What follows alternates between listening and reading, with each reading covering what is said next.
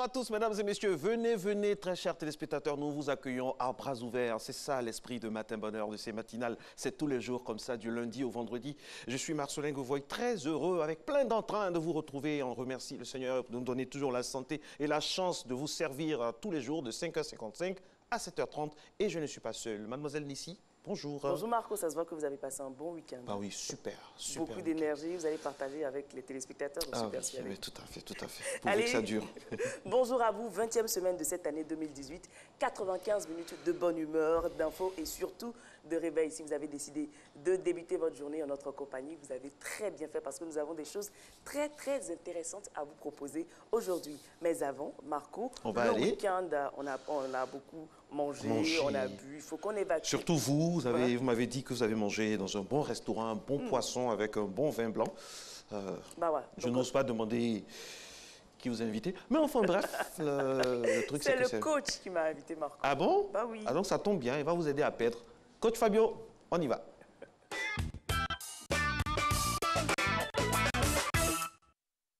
Bonjour à tous, bonjour chers téléspectateurs. C'est toujours un plaisir pour nous d'être en votre compagnie pour cette nouvelle session de gym avec le programme bien sûr du cardio.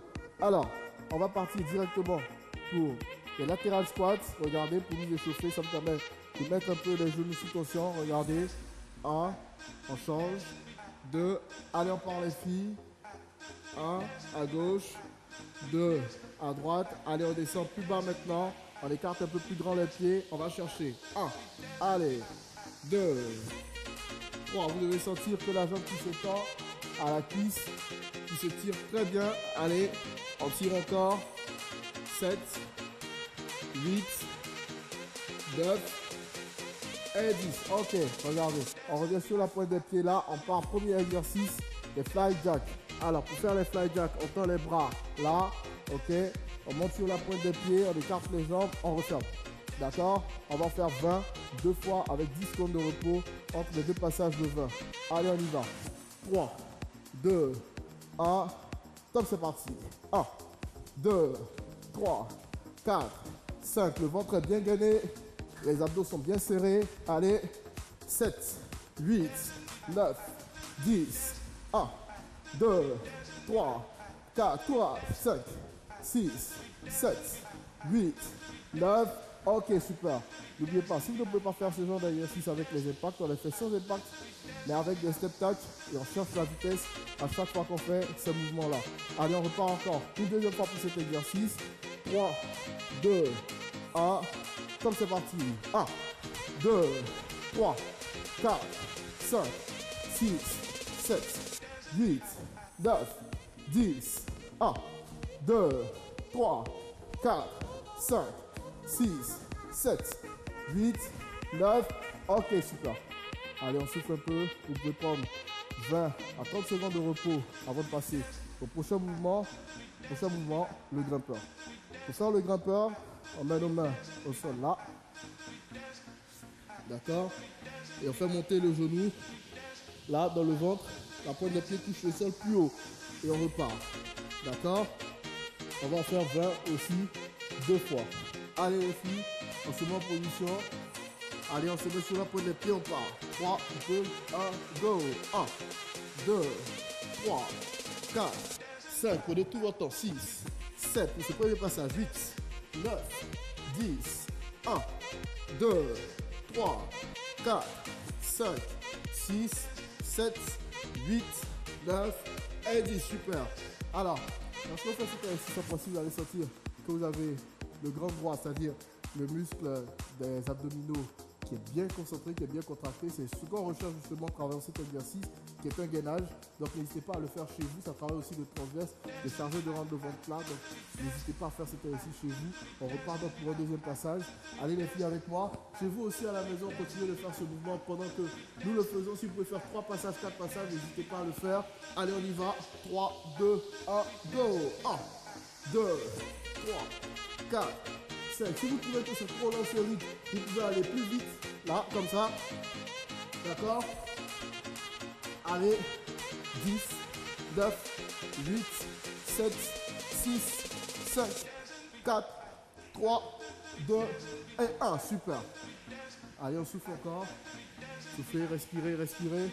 On se relève. Allez, on part pour le dernier exercice. On termine comme on a commencé avec les lateral squats. Donc on écarte les jambes assez grand, d'accord? Et puis on descend sur la jambe droite, ensuite sur la jambe gauche. On alterne comme ça, d'accord? On va faire 20. Allez, on tend les bras devant. Top, c'est parti. 1, 2, 3, 4. Laissez la jambe sortir vers l'extérieur, d'accord? À chaque fois, ne fermez pas le pied comme ça pour descendre. Vous pouvez vous mettre en danger. Donc, il faut laisser la jambe, le pied regarder carrément à l'extérieur. Allez, on descend plus bas. Il faudrait qu'on sente que ça tire bien au niveau des ischio-jambiers. Allez, on tire. Plus bas encore. Allez, on va chercher 5 encore. 5, 4, 3. On pousse bien le fessier vers l'arrière. 2 et 1. Super. Allez, on revient tout doucement. On referme le pied. Voilà. On a terminé pour aujourd'hui. Rendez-vous demain. D'ici là, gardez la forme. Allez, ciao. Garde la forme. Bah oui, c'est important. Ah oui, c'est Surtout très en cette important. début de semaine. Début de semaine, et puis il pleut. Ah, on a une pensée. Franchement, là, on est très sérieux pour toutes ces personnes qui souffrent des affres de la pluie, surtout par rapport aux constructions. Tout ça, franchement, ça craint. Puis vraiment, on espère que tout sera mis en œuvre afin qu'on puisse avoir des conditions par tous les temps, quel que soit le temps, vraiment qu'on soit en sécurité chez nous. Ça fait mal, ça Mais fait mal. Marc, on aura un éclairci dans Instant Vérité avec notre invité de ce jour. Justement, M. Fofana Bouaké, le premier responsable de la SICOJ, viendra nous parler donc de ce qui rythme un peu l'actualité en ce moment, c'est-à-dire les déguerpissements, tout ça. Il nous dira voilà, de quoi cela retourne. Normalement, on devrait avoir le point route, mais de petits soucis techniques peut-être dus au temps. On nous annonce de la pluie sur certaines poches climatiques de notre pays. Félicité Soro donc réalise cette émission et elle sera à la tâche tout au long de cette semaine. Le point route, un peu de soucis techniques, mais bon, c'est pas grave. Nous allons aller maintenant ici, dans un pays que je vous laisserai, dont je vous laisserai prononcer le nom. C'est un pays assez particulier, mais le tourisme là-bas est en train de faire des miracles, n'est-ce pas? Effectivement, et c'est en Asie centrale. Ça s'appelle l'Ouzbékistan. Quoi? Louz quoi? L'Ouzbékistan. Je connais même des noms, c'est bien. Hein? Répétez après moi. Louz. L'Ouzbékistan. Dans les rues de Samarcande, la nouvelle police dédiée aux touristes patrouille en gyropode. Les jumelles Fatima et Zohra ont une double mission: choyer les visiteurs étrangers et incarner la récente politique d'ouverture menée par l'Ouzbékistan. Nous sommes diplômés de l'Institut des langues étrangères de Samarcande. Nous parlons anglais, russe, ouzbek, persan et japonais. Et nous parlons aussi turc. Depuis la mort, fin 2016, du président autocrate Islam Karimov, les mesures de sécurité ont été assouplies et l'obligation de visa a été annulée pour les ressortissants de 7 pays, dont le Japon et Israël. Le nombre de visiteurs étrangers a augmenté de 25% entre 2016 et 2017. Bien sûr qu'il faut s'ouvrir pour que les touristes viennent chez nous, qu'ils soient comme des frères et des sœurs, qu'ils fassent partie de la famille. Nous adorons les touristes. Quand ils viennent, c'est la joie. L'an passé, 2,5 millions de touristes ont visité le pays. D'après certains analystes, ce chiffre pourrait être multiplié par 5 si les autorités continuent sur la voie de l'ouverture.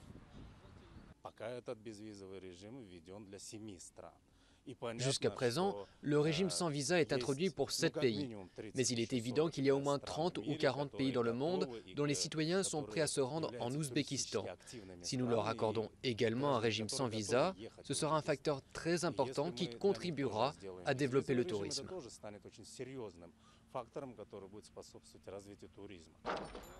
Une ouverture qui se déroulera tout de même sous l'œil d'Islam Karimov, dont le mausolée est aujourd'hui l'une des attractions touristiques de Samarcande. Ah oui, le tourisme qui fait des merveilles, hein, qui permet quand même de transcender les barrières tant politiques qu'idéologiques. Ça fait plaisir, hein, de voir que le brassage est toujours une solution à tout, même ce qui est le plus fermé. Et si, aujourd'hui nous sommes le 14 mai, le lundi 14 mai, vous l'avez si bien dit à l'entame de cette émission, c'est la 20e semaine, et oui, 20e semaine, pratiquement la moitié hein, de l'année, ça passe tellement vite. Hier seulement on célébrait le nouvel an, aujourd'hui nous sommes dans la 20e semaine, ça passe tellement vite. Et aujourd'hui nous nous arrêtons sur un prénom, Mathias. Effectivement, Marco, aujourd'hui, c'est la journée des Mathias. Et Mathias, c'est de l'hébreu Matatia. Matatia qui signifie don de Dieu. Donc, on a plusieurs prénoms dérivés. Hein. Mathias, mais c'est l'écriture qui diffère. On a Mathias, Mathias et Mathia. Et les Mathias, Marco, sont des hommes équilibrés, francs et courageux. Ils ne déçoivent que rarement ceux qui ont mis leur confiance en eux et sont des amoureux fidèles, Marco. Ah bon? Tout comme moi. Bourrés d'énergie, ils pratiquent souvent le sport de manière intensive. Pourquoi vous souriez? Ils sont fidèles comme moi. Oui. Je suis un Vous garçon. auriez dû vous appeler Mathias. Hein. Non, j'aurais dû m'appeler Fidélis. Alors, Saint Matthias, donc, pour parler donc, des Matthias célèbres. Donc, 1er siècle, l'apôtre Matthias a suivi Jésus depuis son baptême à son ascension. C'est pourquoi Pierre propose son nom lorsqu'il s'agit de compléter le collège des 12 après la défection de Judas et de choisir l'homme qui leur serait associé pour devenir témoin de la résurrection du Seigneur. Voilà. Et Marco, le 14 mai 1796, Marco, le médecin anglais Edward Jenner vaccine pour la première fois un enfant contre la variole. Faites genre, mettez la prononciation. Edward. Pour mystifier les anglo-saxons qui peut-être nous regardent. Le médecin anglais Edward Jenner. C'est ça. Allez, Marco. Vaccine pour la première fois un enfant contre la variole. Oui, ça c'est très important. Pendant ce temps, Patrick Guité fait son entrée. Est-ce qu'on parle de vaccin? Il est vacciné pour vous donner toutes les informations du sport. Ce sera dans quelques instants. Il nous dira ce qu'il faisait ce week-end au bord de la lagune Abi. Donc, il nous parlera de tout ça. Ce sera tout à l'heure. Et puis, pour rester un peu dans l'ambiance, dans la spirale, dans la kyrielle du sport, on va parler du kimono. Vous connaissez le kimono? Oui, je connais le kimono. Vous avez déjà pratiqué les arts martiaux? Non. Ah bon? Je connais très bien le kimono. On m'a dit que vous êtes une grande pratiquante. Ah non, pas du tout. Ah bon? Non, pas du tout. Ah, Apôtre de la paix, de la non-violence. Non, mais c'est bon aussi pour avoir un certain équilibre, maintenir la forme, et puis surtout tenir, hein, pas face aux provocations. Hein, c'est ça aussi. Alors, se défendre. Il faudra se défendre. Je vous amène du côté du Japon pour découvrir cet appétissant reportage qui nous parle du kimono qui cherche un second souffle. Regardez. Les gestes précis sont centenaires. Comme 3 générations avant lui, Yuichi Hirose est artisan teinturier. Créateur de tissus pour kimono, il fait partie des derniers au Japon à encore vivre de son art. Le kimono s'est éloigné du quotidien et très rares sont les personnes qui en portent dans la vie de tous les jours. L'occidentalisation de la société japonaise a relégué le kimono au placard. Compliqué à nouer et inconfortable, on le ressort seulement pour les grandes occasions, comme les mariages ou cérémonies de passage à l'âge adulte. Car ce vêtement, symbole du Japon traditionnel, coûte cher, très cher. En soie naturelle et peint à la main, il peut valoir plusieurs milliers d'euros. Le secteur du kimono n'a pas baissé ses prix et s'est obstiné à continuer à faire la même chose. Un kimono onéreux, en soie et classique. En 40 ans, le marché a été divisé par 7. Pour survivre, certains ont commencé à utiliser des matières moins chères et facilement lavables, comme le lin, le polyester ou le coton.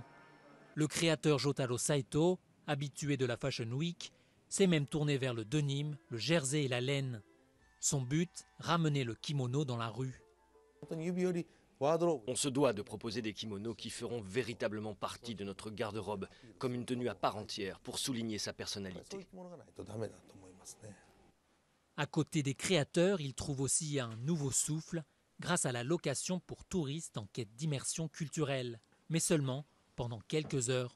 Pas sûr que cela suffise à dépoussiérer ce symbole de l'élégance nippone.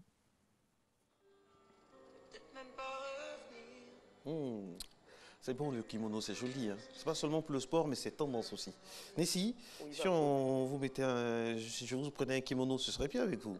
Avec Patrick Bruyel, on serait en fond sonore, ce serait parfait. C'est pas japonais, mais oui, mesdames et messieurs, Patrick Bruyel, aujourd'hui, on a ça en fond sonore, c'est son anniversaire aujourd'hui. Il est né un 14 mai 1959.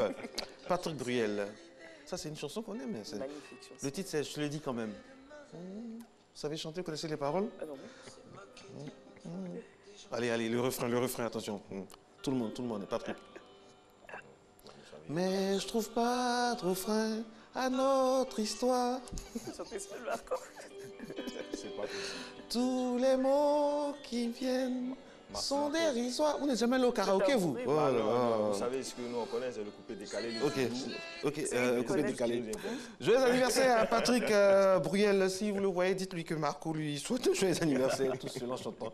Voilà, merci à tous et à toutes d'être en notre compagnie. C'est Matin Bonheur. C'est comme ça, hein, on a des coups de cœur. C'est le rendez-vous de la bonne humeur. Et puis, il va nous dire un peu ce qu'il faisait au bord de la lagune Abi ce week-end. Patrick Guité, bonjour. Bonjour Marco, le sport, bonjour Nessie.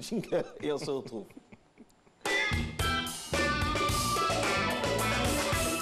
Allez, ce fut la 3e édition de Elé Festival. Oui, 3e édition. Ouais, il s'est passé une course de pirogue du 10 au 12 mai 2018 dernier. C'était donc sur la lagune Abi à Diaké. Et le vainqueur de cette 3e édition du Elé Festival se nomme les Anges du Petit Marché. L'équipe vainqueur a totalisé au classement général 434 points.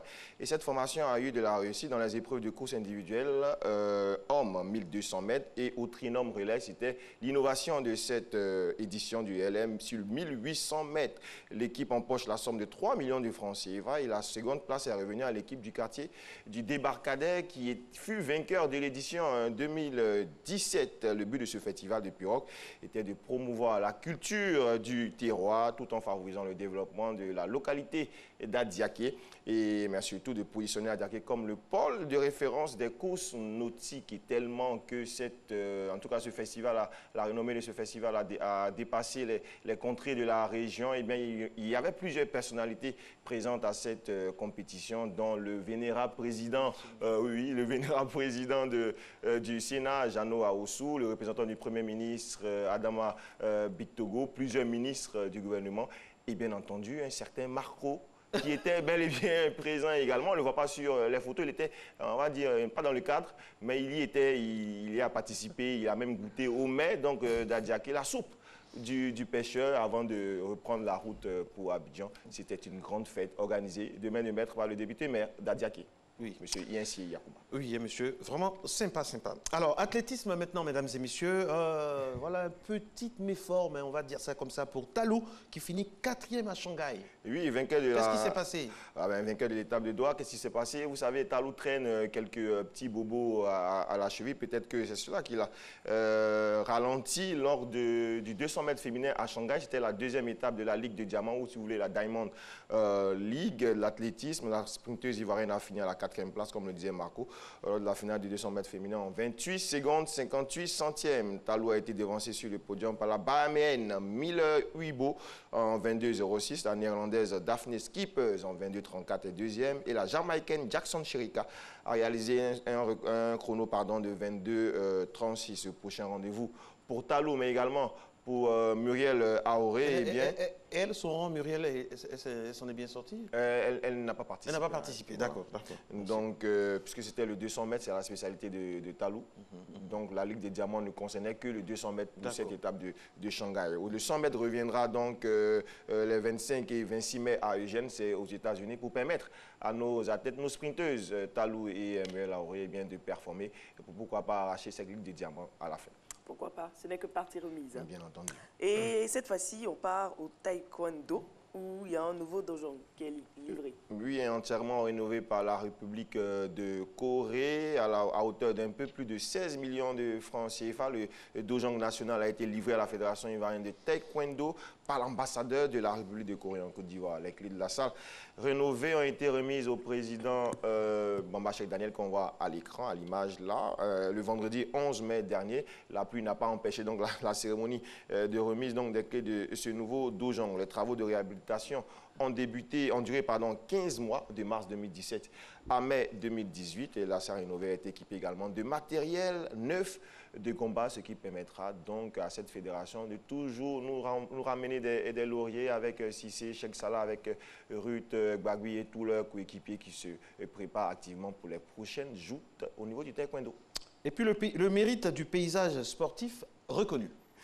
Le samedi 12 février dernier, lorsque nous étions au LA Festival, eh bien... 12 février 12 mai. Pardon. Vous allez bien, ça va? 12 mai. 12 mai. Un café pour lui, s'il vous plaît. S'il vous plaît. Un peu fatigué. La lagune habille. Oui. Tout ça parce que je n'ai pas été invité. Vous et Marco, vous êtes retrouvés là-bas sans moi. Et là, je n'ose pas dire quand on s'est vu avec qui il était. Donc, je n'ose pas dire ça. Je ne veux pas dire qu'il était avec 3 belles femmes pour ne pas pour créer des problèmes. J'étais juste avec Benson Biaraka, qui était également, vous l'avez rencontré. On a partagé les mets locaux ensemble. Alors, on parle de mérite du paysage sportif reconnu. Donc, le samedi 12 mai dernier, l'État de Côte d'Ivoire, à travers le ministère des Sports et des Loisirs, a rendu hommage aux acteurs du paysage sportif. Plusieurs acteurs dirigeants et partenaires du sport ivoiriens ont été décorés dans l'ordre du mérite sportif.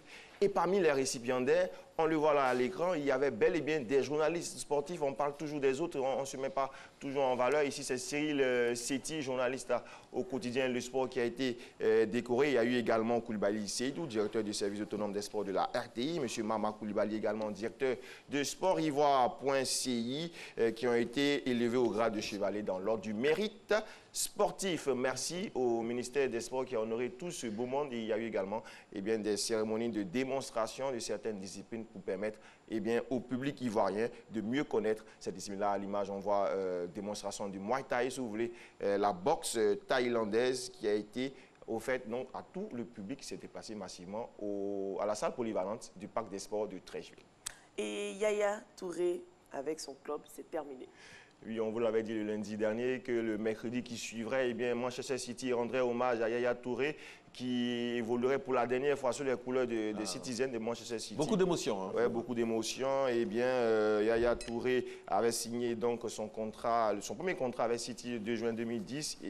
Un contrat de 5 ans, ça a duré 8 saisons. Et Manchester City lui a offert des adieux mémorables avec son frère aîné, Kolo Touré, qui lui a également évolué à City de 2009 à 2013. Yaya, c'est 316 matchs sous les couleurs des Citizens, c'est 79 buts pour un milieu de terrain défensif, c'est énorme.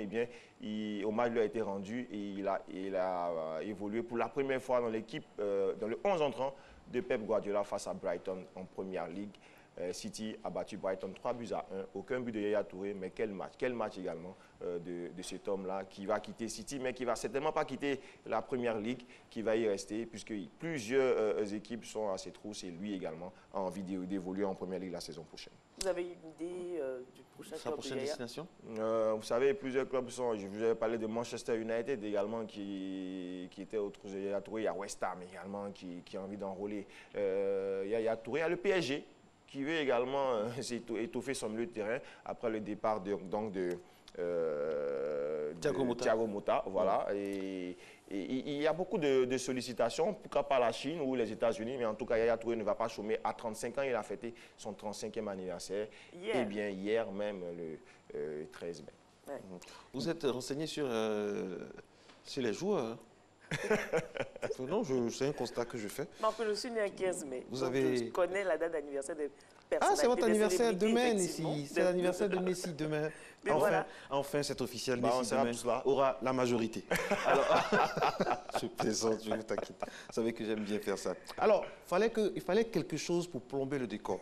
Les Éléphantos battus à Libreville. Voilà, franchement, la semaine commençait bien. Les Éléphantos le samedi dernier en match.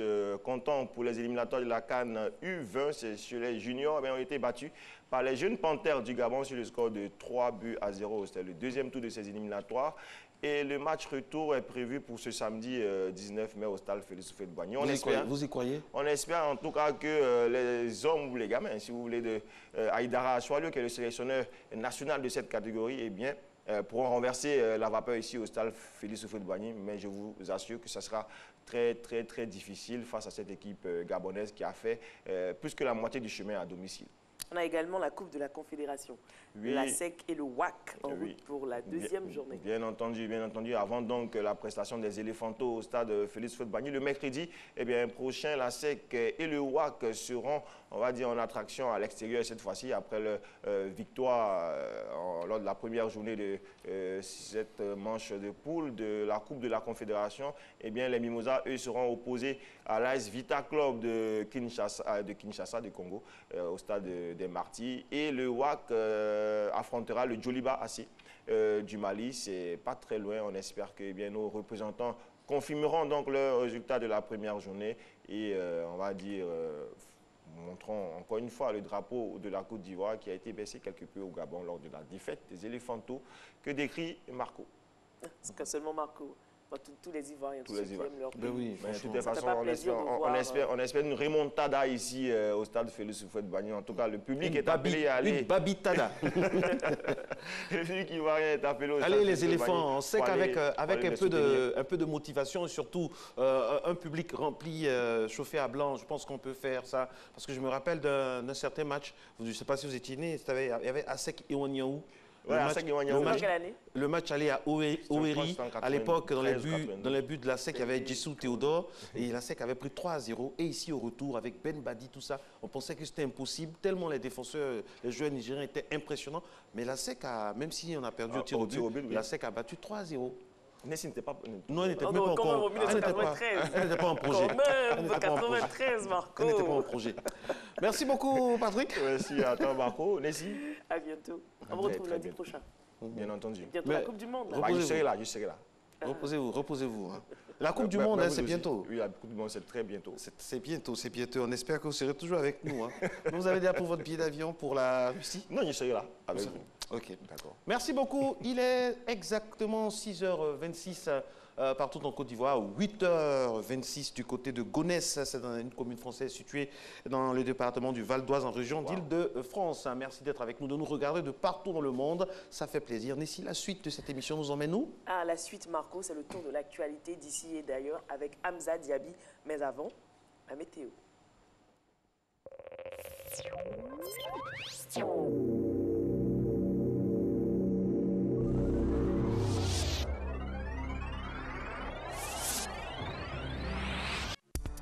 Population de Côte d'Ivoire, les services météorologiques annoncent de grandes pluies sur toute l'étendue du territoire ivoirien.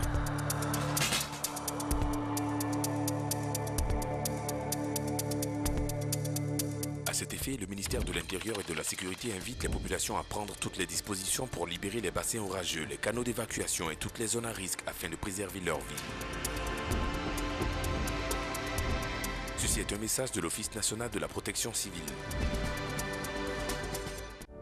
Sous le parrainage de Mme Dominique Ouattara, première dame de la République de Côte d'Ivoire, présidente fondatrice de la Fondation Children of Africa, sous la présidence de M. Bruno Nabagné-Koné, ministre de la Communication, de l'Économie numérique et de la Poste, porte-parole du gouvernement, l'Autorité nationale de la presse, ANP, organise la 9e édition du prix CNP d'excellence. Date le lundi 14 mai 2018, lieu Azalaï Hotel Abidjan, heure 17h. Éditeurs de presse, directeurs de publication, journalistes, hommes et femmes des médias, venez nombreux célébrer l'excellence.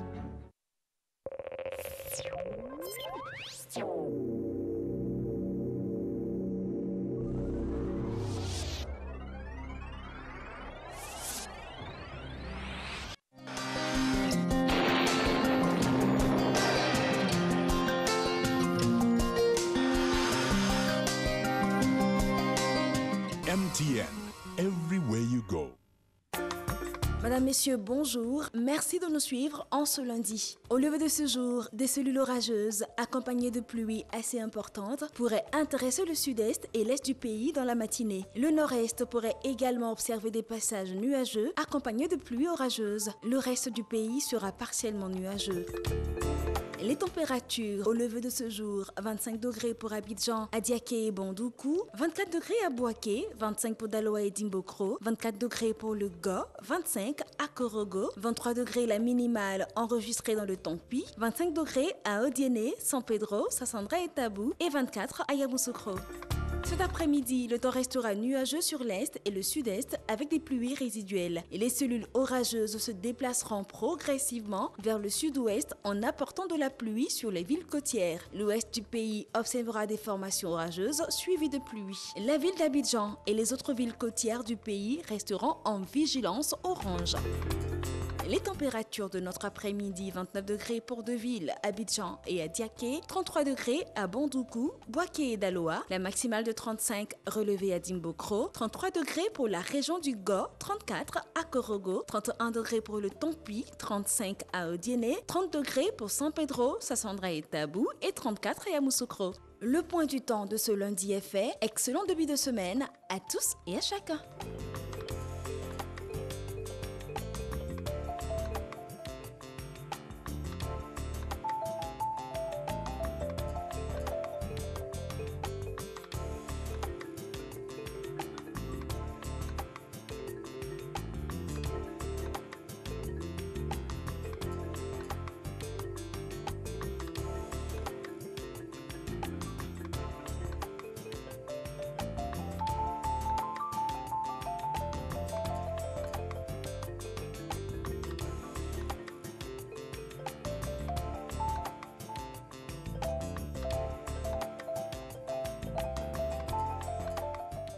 MTN, everywhere you go.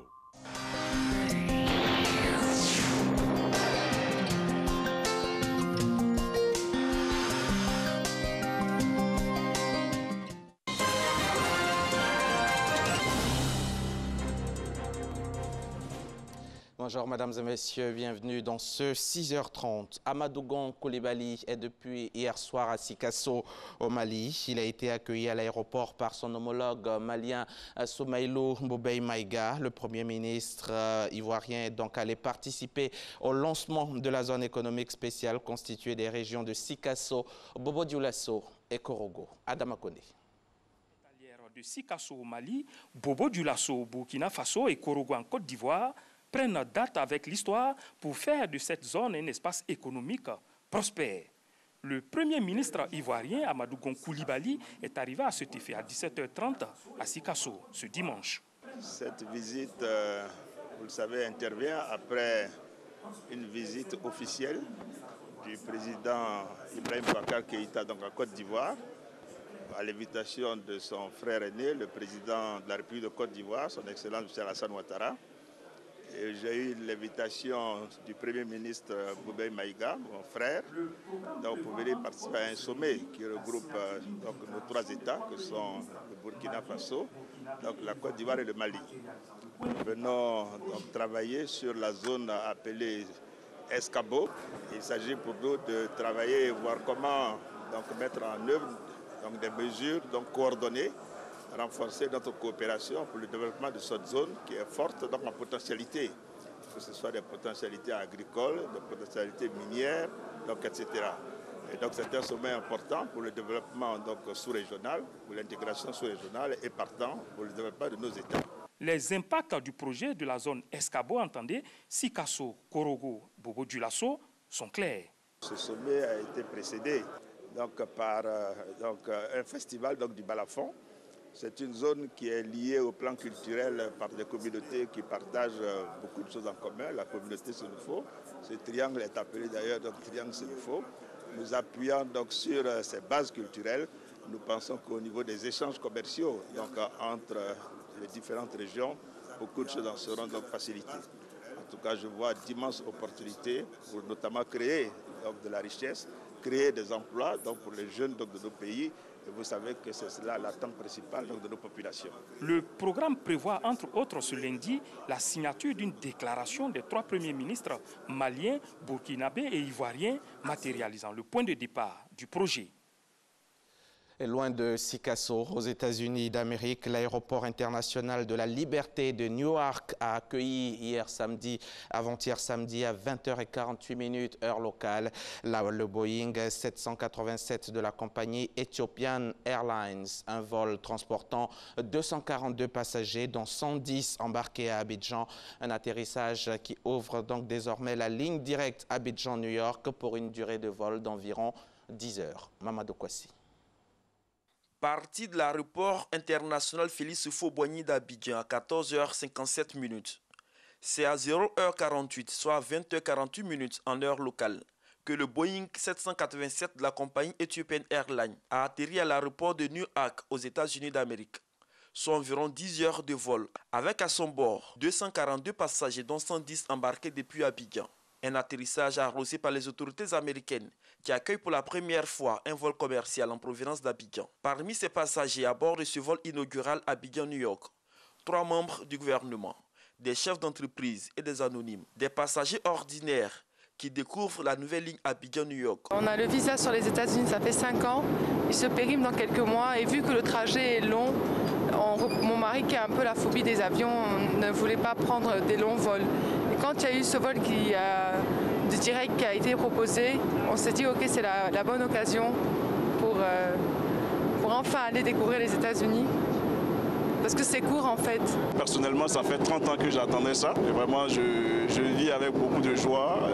Ce voyage, j'espère que ça va continuer et puis les autres vies seront desservies aussi. Aux États-Unis, nous avons une forte diaspora ivoirienne. Et il fallait partir à Paris avant de se rendre à New York ou bien à Washington. Avec ce vol dorénavant, je n'aurai que 10 heures de vol à faire. Ces passagers apprécient bien le coût de la ligne, qui est de 470 000 francs CFA en aller-retour. Pour l'instant, ça se déroule bien. On a peut-être déjà le quart ou le tiers du trajet. Et à ce stade-là, je pense que c'est une bonne expérience. On attend d'arriver à destination pour s'assurer que tout s'est bien passé. Et puis, les prix me paraissent, pour l'expérience que j'ai, les prix me paraissent les plus bas abordables par rapport aux autres compagnies pour l'instant. Par le passé, je passais par le Maroc, par la Turquie ou par la France. Et je trouvais que vraiment c'était vraiment long. Le billet de moi et ma fille a coûté environ 800 et quelques mille. Comme ça. Alors que d'habitude, ça peut aller jusqu'à 1,5 million, 1,4 million. Avant, je voyageais, je partais à New York, mais c'était un très long détour. Et ça ne faisait pas économiser. Aujourd'hui, avec cette opportunité d'avoir le vol direct Abidjan-New York, non seulement on gagne en temps et on gagne en économie. Les passagers à bord de ce vol inaugural ont eu droit à une coupure de gâteau en plein vol, en présence des autorités éthiopiennes venues découvrir également cette nouvelle ligne. Au départ d'Abidjan, toutes les formalités ont été respectées pour chacun des passagers. Membres du gouvernement, autorités aéroportuaires, tous ont été soumis au contrôle et règles sécuritaires de l'aviation avant de recevoir des cadeaux de la compagnie éthiopienne. La réalisation de ce vol direct entre Abidjan et New York vient répondre aux attentes de plusieurs départements ministériels. Le président de la République et le Premier ministre nous ont demandé avec le ministre du Budget de travailler sur une nouvelle politique de voyage pour économiser au maximum. Bien entendu, avec les coûts pratiqués par Ethiopian, tous les voyages officiels normalement devront se faire en tout cas à moindre coût. Donc nous allons y travailler. Événement pour notre secteur touristique qui vient pour amplifier l'élan et ouvrir la Côte d'Ivoire à des horizons divers. Au regard du fait que le tourisme mémorial reste pour premier marché émetteur, le marché des États-Unis par excellence, nous ne pouvons que nous réjouir de ce que l'ouverture du ciel ivoirien entre les États-Unis et ce qui vient amoindrir les coûts de billets ferait qu'amplifier notre élan et renforcer davantage notre politique au niveau gouvernemental. Les officiels ont eu droit à l'arrivée à une cérémonie d'accueil organisée par les autorités américaines et les responsables de la compagnie éthiopienne. Une façon de souhaiter la bienvenue à la ville d'Abidjan, à la longue liste des grandes villes et capitales affichées dans l'aéroport de New York. De retour ici à Abidjan, l'autorité nationale de régulation du secteur de l'électricité de Côte d'Ivoire, l'ANARECI, est désormais une autorité administrative indépendante avec des pouvoirs renforcés. Il s'agit entre autres de la prise de décision dans le règlement des litiges entre les opérateurs et les consommateurs de l'électricité. Le nouveau conseil de régulation chargé d'assurer son effectivité a prêté serment à la cour d'appel du palais de justice d'Abidjan. La cérémonie a eu lieu mardi dernier en présence de nos reporters Salima Toudia et Franck Quadio. Société d'État depuis 1998, l'autorité nationale de régulation du secteur de l'électricité de Côte d'Ivoire, ANARI, est à présent un organe indépendant. Ses pouvoirs et attributions sont aussi renforcés. Outre la médiation, L'organe régulateur peut désormais trancher dans les litiges opposant opérateurs et consommateurs, mais également infliger des sanctions en cas de non-respect des lois. Des changements voulus par l'État que le nouveau Conseil de régulation de l'ANARE Côte d'Ivoire prétend serment devra faire appliquer. Nous voulons rassurer les populations et tous les consommateurs, tous les opérateurs. Le client qui a des difficultés avec la CIE n'a pas trouvé solution amiable, le consommateur va saisir l'ANARE. Nous allons très bientôt donner les procédures. Sur le coût de l'électricité et d'accès au réseau, l'ANARE Côte d'Ivoire est également chargée de proposer à l'État des tarifs de vente. Reportage signé donc Salima Toudia et Franck Quadio. Un mot de culture dans ce journal avant de le refermer. Nous allons évoquer la 3e édition du LF Festival qui s'est déroulée le week-end dernier ici à Diaké. Placé donc sous le haut patronage du Premier ministre Amadou Gon Coulibaly, la grande compétition de course de pirogue a drainé beaucoup de monde. Jeannot Aousso Quadio lui-même était présent, président donc du Sénat. Il était le président de la cérémonie de clôture. On en parle avec nos confrères de RTI Sport. C'est un Jeannot Aousso Quadio particulièrement heureux de communier avec ses frères d'Adiaké qui a présidé la cérémonie de clôture du LF Festival 2018. C'est vrai que l'accueil des populations d'Adiaké a été des plus chaleureux. Adiaké a été la porte d'ouverture des populations du centre vers l'extérieur. À l'époque, à notre enfance, on chantait la ville d'Adiaké comme si on chantait Paris pour les Baoulés. Donc nous sommes venus pour revisiter l'histoire. C'est pour cela que je voudrais adresser mes salutations fraternelles à nos frères et sœurs de la grande et belle région du Sud Comoué qui nous accueille ces jours. LF Festival, créé il y a 2 ans par le conseil municipal d'Adiaké, est une occasion de promotion de la ville et de la région. Ses courses de pirogue, sa richesse culinaire, sa diversité de population, ses attraits touristiques. Le festival d'Adiaké repose essentiellement sur une activité sportive, la course de pirogue. L'objectif étant de promouvoir les métiers de la pêche, créer une saine émulation tout en favorisant la cohésion sociale. Chemin faisant, nous voulons vulgariser et promouvoir le sport nautique dans la région et le département. Le président du Sénat, qui était accompagné du ministre Adama Togo, représentant le Premier ministre Amadou Gon Coulibaly, au patron de la manifestation, a donné le coup d'envoi de la finale des courses de pirogue. Le grand vainqueur a été l'équipe Les Anges du Petit Marché. Le lauréat a empoché 3 millions de francs CFA, ainsi que différents lots de partenaires. Au total, plus de 7 millions de francs CFA ont été distribués. La Côte d'Ivoire attend avec ferveur la 4e édition du LF Festival en 2019. C'est la fin de ce journal. Merci de l'avoir suivi. Merci beaucoup Hamza. Merci. Alors c'est quoi la suite du programme aujourd'hui avec vous? 10h, 13h, 13h, et puis ainsi de suite. Superman Hamza Diaby, le Superman de l'info. Merci d'être avec nous. C'est un grand plaisir de vous retrouver tous les jours du lundi au vendredi de 5h55 à 7h30 en direct et en intégralité. Matin bonheur sous plusieurs déclinaisons. Il y a l'info, il y a aussi le débat. Maintenant avec Instant Vérité Nessie. Effectivement, et l'invité de Gabriel Zani, c'est M. Bouaké Fofana, directeur général de la SICOGI. Instant Vérité, juste après le jingle.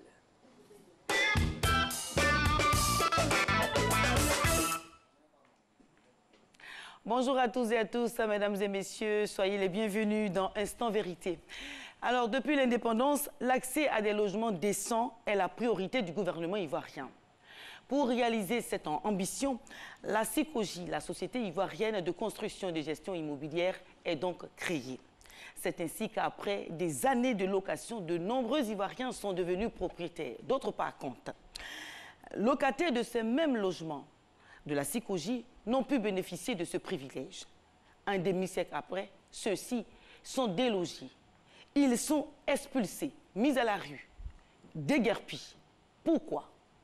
Vice de procédure ou démarche légitime, toujours est-il que les baluchons, les ustensiles de cuisine de ces familles expulsées sont sous la pluie. et les habitants ne savent plus à quel saint se vouer. Que dit donc la SICOJ face à cette situation? Madame, Monsieur, nous avons sur le plateau deux instants vérité. Monsieur Fofana Boaké, le directeur général de la SICOJ. Merci. Bonjour, messieurs. Bonjour, madame. Bienvenue à Instant Vérité. Merci. La Société ivoirienne de construction et de gestion immobilière, oui. la SICOJ, est créée dans les années 60, n'est-ce pas? Oui. Alors, à quoi répondait réellement la création de la SICOJ? Comme vous l'avez dit, madame, la création de la SICOJ répondait aux soucis du gouvernement ivoirien et à la volonté du gouvernement ivoirien de loger décemment les Ivoiriens, spécialement les Ivoiriens qui avaient des revenus faibles, la classe économique, la classe moyenne. Bien. Alors, avec la SICOJ à l'époque, comment se faisait l'acquisition des maisons? Alors, la SICOJ à sa création avait trois types de produits. Il y avait ce qu'on appelait la location simple. Vous étiez seulement locataire des logements de la SICOJ. Il y avait donc la location-vente, où les clients devenaient propriétaires au bout d'une durée, 15 ans, 16 ans, ainsi de suite. Et il y avait donc, comme aujourd'hui, la vente directe. D'accord. Alors, au bout de combien d'années peut-on être propriétaire des maisons de la SICOJ? Ça dépend du contrat. Théoriquement, si vous voulez, d'un point de vue strictement légal, quand vous êtes locataire simple, il n'y a pas de durée. Vous ne serez jamais propriétaire, sauf un accord entre le propriétaire qui est la SICOJ et le client qui est le locataire. Pour les locations-ventes, à la signature du contrat, la durée au bout de laquelle vous devenez propriétaire est fixée dans le contrat. D'accord. Quand c'est la vente directe, naturellement, vous devenez propriétaire tout de suite quand vous avez payé le prix de la maison. D'accord. Nous allons mettre maintenant le pied dans le plat. Alors, dans le cas d'espèces, notamment Cocody Danga, Bel-Air, oui. Trècheville, oui. Adjamé Mirador. Oui. Monsieur le directeur général, pourquoi ces expulsions? Alors, bon, d'abord, pour l'instant, on a expulsé qu'à Cocody Danga. Bien sûr, Trècheville et Adjamé viendront après. Mais l'expulsion, c'est parce que c'était un contrat de location. Donc, ces clients étaient des locataires simples. Et en 1994, vous savez, à la création de la SICOJ, il y avait beaucoup plus de logements en location simple qu'en location vente. Et en 1994, le gouvernement ivoirien a décidé que la SICOJ cède son patrimoine locatif, donc tous les logements qui étaient en location simple, à leurs occupants. La précision est importante, à leurs occupants, pas forcément aux locataires en titre. Mais le gouvernement, en même temps, en 1994, dans un arrêté, l'arrêté numéro 27 de janvier 1994, a exclu 3 sites, parce que ces sites étaient prévus pour un projet de rénovation. Il s'agissait de logements qui dataient des années 50, qui étaient devenus vétustes, inadaptés aux conditions de vie de ce moment-là, en 1994. Le gouvernement donc avait décidé que ces 3 sites-là seraient rénovés. Et la rénovation a même commencé à Trècheville. Vous verrez que l'habitat Arras, qui était avant partie de l'habitat Craon, a été rénové. Pour des questions de financement, de difficultés, ce programme de rénovation n'a pas allé jusqu'au bout. Donc, pour revenir en résumé, donc, à Cocody Danga, c'était de la location simple. C'était un site qui avait été exclu des ventes parce qu'on devait le rénover. Alors, pourquoi donc, vous venez de dire dans votre réponse, pourquoi le programme de rénovation n'est pas allé jusqu'au bout? Pourquoi? Pour différentes choses, la SICOJ a même connu des difficultés pour réunir les financements pour continuer ce programme de location simple. Parce que vous savez, la location simple n'est pas un produit facile. Ce n'est pas très facile. Vous le voyez aujourd'hui, où il y a beaucoup de privés dans l'immobilier, il n'y en a pratiquement pas qui font de la location simple. Ça demande des financements structurés, ça demande des financements très longs, puisque c'est des logements à loyer modéré. Pour prendre l'exemple de Danga, de Trècheville et de Adjamé, les loyers partaient de 2 000 à 3 000 à 4 000 francs. D'accord. Monsieur le directeur général, vous avez dit que les sites de Cocody Danga, Bel-Air, de Trècheville et d'Adjamé Mirador ont été exclus. On veut vraiment comprendre, c'est vrai, vous avez donné des raisons, mais est-ce qu'au-delà, il n'y a pas de raison particulière pour que ces 3 sites-là soient exclus de la mesure? Aucune raison particulière, madame. Le gouvernement voulait loger les Ivoiriens, mais les loger décemment. C'est toujours la politique. Il ne s'agit pas de les loger pour les loger. Il faut les loger décemment. Et au moment, en 1994, où le gouvernement procédait à demander à la SICOJ de vendre son patrimoine locatif, on a vendu les logements qui répondaient encore à la situation du moment, où il y avait des conditions de vie décentes. Oui. On parle des logements des années 50, des célibatoriums. C'est une pièce ou 2 pièces, rarement des 3 pièces, où il n'y avait pas de toilette dans les logements. Donc, c'était des logements qui n'étaient plus décents, qui ne répondaient plus à la demande de la clientèle. Le gouvernement a donc décidé de les rénover. Bon, alors, la question qui à l'esprit de tous les Ivoiriens, on a exclu ces 3 sites pour les rénover, n'est-ce pas? Absolument. C'est ce que vous avez dit. Oui. Voilà, parce que ce sont des anciennes constructions qui datent depuis 1950. Absolument. D'accord. Monsieur le directeur général, pourquoi, depuis cette date-là, ces 3 sites n'ont pas été rénovés? Très bonne question, je vous ai déjà répondu à cette question. La SICOGI, vous savez que depuis les années 90, le gouvernement s'est partiellement retiré de l'immobilier. Parce qu'avant, le gouvernement donnait des terrains à la SICOGI, apportait lui-même les financements pour construire les logements en location simple, en location vente et en vente directe. Depuis les années 94, avec les programmes d'ajustement structurel, le gouvernement n'était plus présent, n'apportait plus les financements parce que lui-même avait des difficultés ailleurs. Oui. Donc la SICOGI a été retardée, arrêtée dans son programme de rénovation. On a commencé à Trècheville, à l'habitat à Arras, et puis après, la SICOGI n'a pas pu continuer. Oui.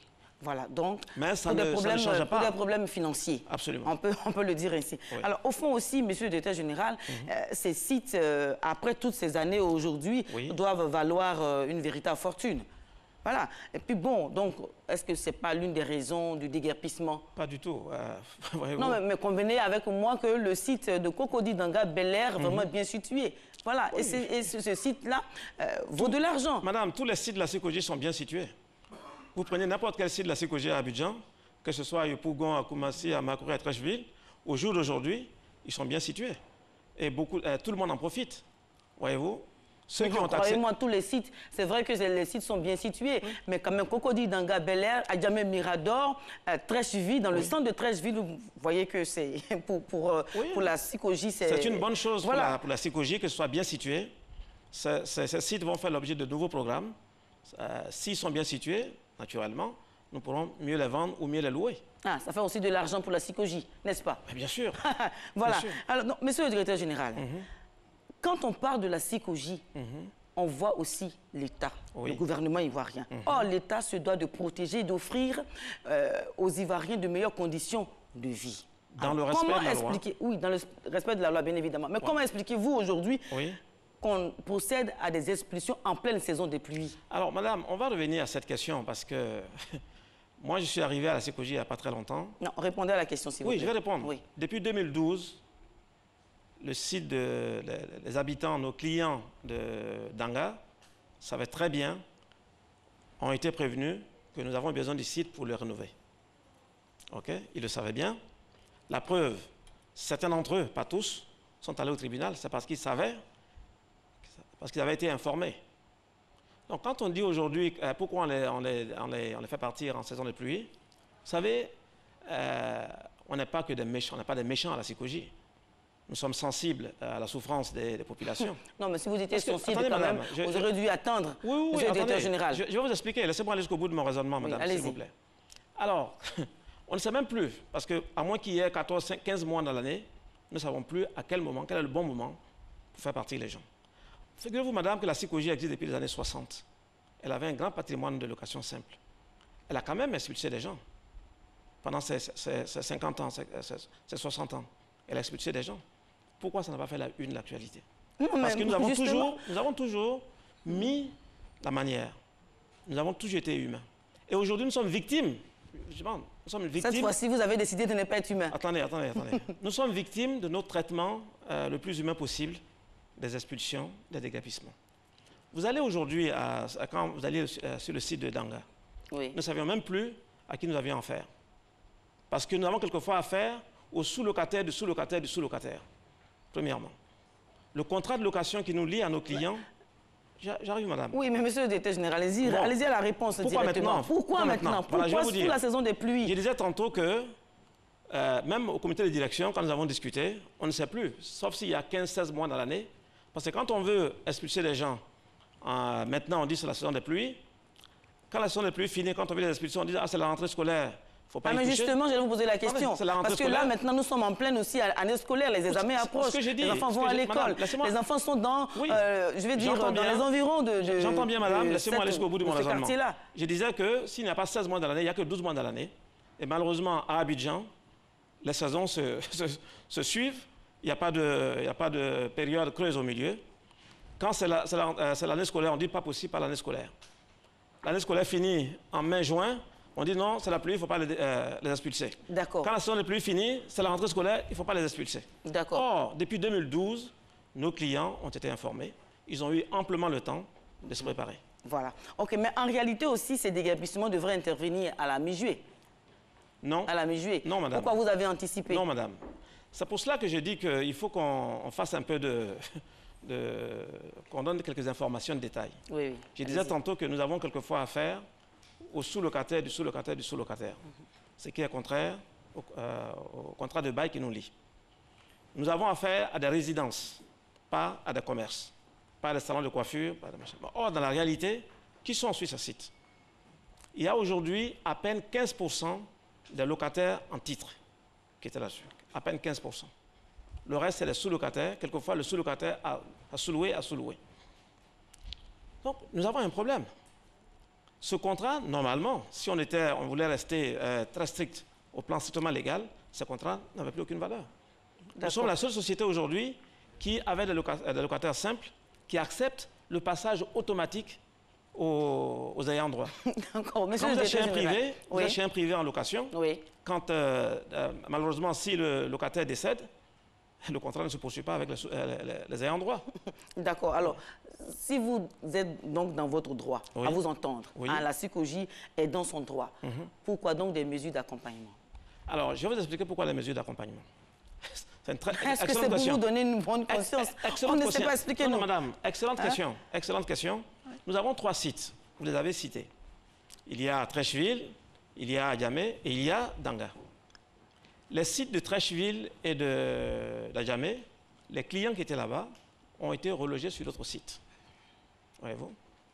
Mais comme à l'époque, la CICOJ a traité ça de façon très humaine, ceux qui ont été relogés, qui étaient à Trècheville, par exemple, qui ont été relogés à Koumassi, qu'est-ce qu'ils ont fait? Comme la CICOJ n'a pas immédiatement démoli les anciens bâtiments, ils sont allés occuper le nouveau logement, ils ont mis le nom d'un parent et ils sont restés dans l'ancien ou vice-versa. Ils ont laissé des endroits dans l'ancien et ils sont allés prendre le nouveau. Alors que Cocody n'a pas été relogé. Nos habitants de Cocody n'ont pas été relogés. C'est pour cela que nous avons proposé des mesures d'accompagnement importantes. Parce que si vous regardez, madame, demandez à nos anciens clients combien ils payaient de loyer. Et divisez 1 million par ce montant du loyer. Vous allez voir que ça fait près de 50 ans. D'accord, mais vous voyez qu'aujourd'hui, 1 million de francs CFA pour déménager, ce n'est rien du tout. Ceci dit, madame. Voilà, ce n'est rien du tout, parce qu'à Abidjan, les logements coûtent cher. Non, pas ça va très bien. Je ne suis pas d'accord avec vous, madame. C'est beaucoup 1 million. Pourquoi? Je vais vous expliquer pourquoi. Quand nous relogeons des clients, ce n'est pas gratuit. C'est-à-dire, quand on dit qu'on reloge des clients, on fait partie d'un site sur un nouveau site. Ils doivent payer immédiatement les cautions, les loyers sur ce site. Quand nous accompagnons des clients qui nous payaient entre 2 et 3 000 francs de loyer, nous prenons comme loyer de référence 60 000 francs pour faire nos calculs. Qu'on leur paye un montant pour le déménagement, pour l'abonnement à CIE, à SODECI, qu'on leur paye 3 mois de caution, plus 6 mois de loyer, nous avons suffisamment aidé pour se remettre. Donc la CICOJ a un visage humain, c'est ce que vous voulez dire. Absolument. Alors, pas seulement un visage, un cœur humain. Un cœur humain. Absolument. Alors, monsieur le directeur général, on imagine aussi que la menace plane, vous avez dit tout à l'heure, après Cocody Danga Bel-Air, il y aura peut-être Trècheville et puis Adjamé. Mais on se demande aussi, est-ce que c'est le district d'Abidjan seulement, en Côte d'Ivoire, qui est concerné par ces opérations de déguerpissement? Parce que nous savons que CICOJ aussi a des résidences à l'intérieur de la Côte d'Ivoire.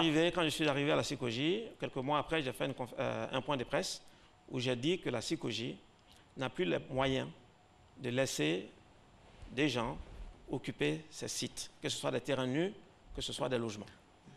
Donc, ce n'est plus seulement une menace, parce que Trècheville, nous avons déjà servi les congés. Monsieur le directeur général, quelles sont les villes de l'intérieur ou les quartiers des villes de l'intérieur du pays qui sont concernés par les mesures de pas de ville de l'intérieur. Il n'y a pas de ville de l'intérieur aujourd'hui où on a des problèmes de la nature de ceux que nous avons à Abidjan. À Abidjan, ok. Voilà. D'accord. Alors, vous les expulsez aujourd'hui. Demain, qu'est-ce qui est prévu? Qu'est-ce qui est prévu? Oui, en lieu et place de ces... je vais dire...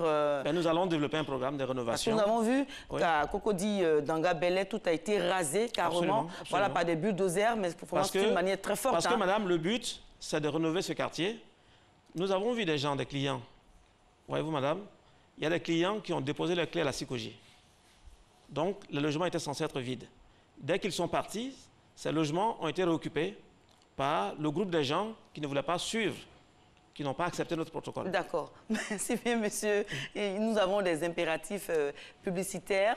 Et là, maintenant, nous allons aller à la publicité pour revenir avec vous. D'accord. Voilà.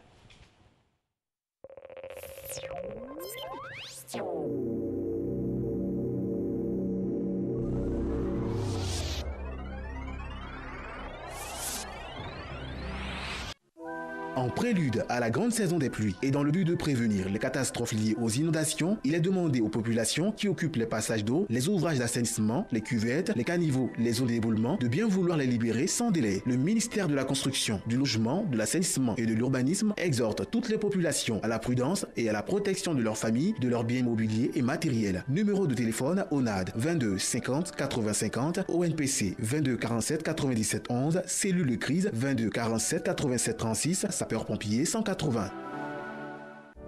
Sous le parrainage de Madame Dominique Ouattara, première dame de la République de Côte d'Ivoire, présidente fondatrice de la Fondation Children of Africa, sous la présidence de Monsieur Bruno Nabagné-Koné, ministre de la Communication, de l'Économie numérique et de la Poste, porte-parole du gouvernement, l'Autorité nationale de la presse, ANP, organise la 9e édition du prix CNP d'excellence. Date le lundi 14 mai 2018, lieu Azalaï Hotel Abidjan, heure 17h. Éditeurs de presse, directeurs de publication, journalistes, hommes et femmes des médias, venez nombreux célébrer l'excellence.